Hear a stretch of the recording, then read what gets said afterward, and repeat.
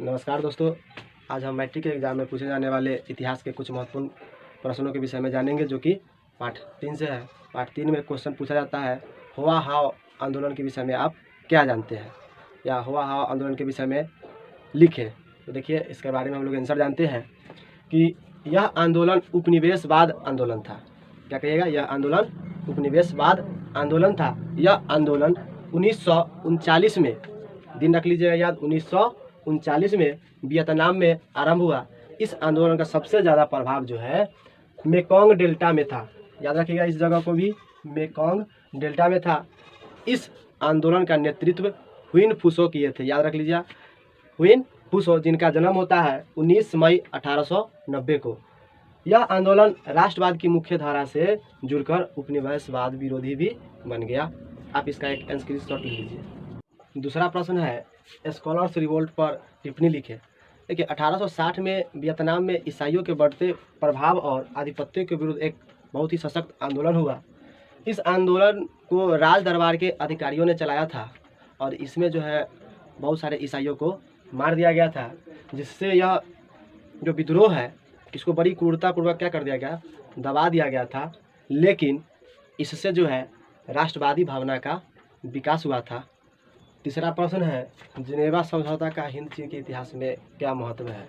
देखिए, जिनेवा समझौता जो हुआ था 1954 में हुआ था, और जिनेवा समझौता के द्वारा लाओस कंबोडिया को आज़ाद कर दिया गया था, और वियतनाम का विभाजन जो है अस्थायी रूप से उत्तरी वियतनाम और दक्षिणी वियतनाम में कर दिया गया।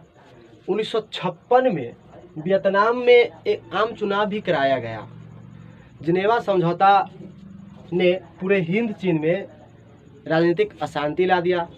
वियतनाम, कंबोडिया, लाओस में गृह युद्ध होने लगा, जिसका प्रभाव जो है से समाज पर भी पड़ने लगा।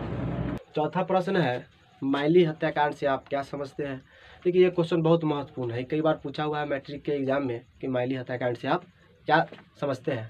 देखिए, माइली नामक जो एक गाँव है, यह दक्षिणी वियतनाम में पड़ता है, और यहीं पर जो है अमेरिकी अपनी पराजय की बौखलाहट से इस गांव पर आक्रमण कर देता है और यहाँ के सभी पुरुषों को मार देता है, और वहाँ के सभी स्त्रियों के साथ और बच्चियों के साथ जो है सामूहिक दुष्कर्म करता है, और पूरे गांव को क्या करता है, आग लगा के जला देता है।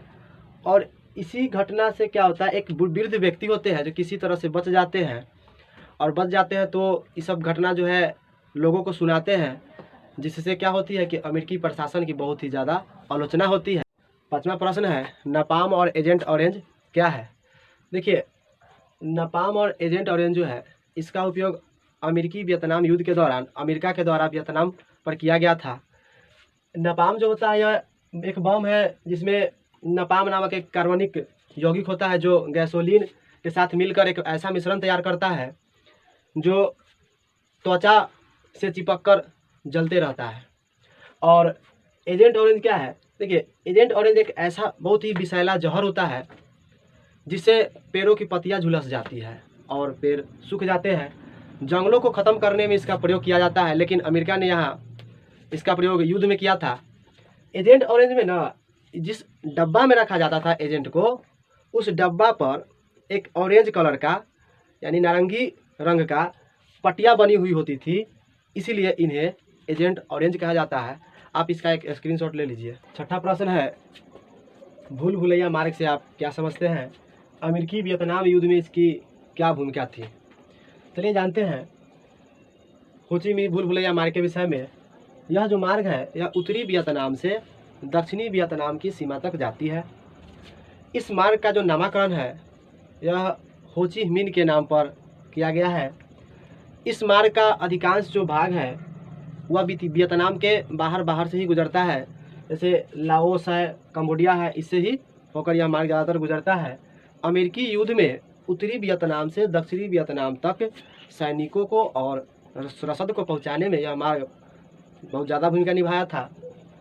अमेरिकी वियतनामी युद्ध और एकीकृत वियतनाम के निर्माण में इस मार्ग की महत्वपूर्ण भूमिका थी। आप एक इसका स्क्रीनशॉट ले सकते हैं।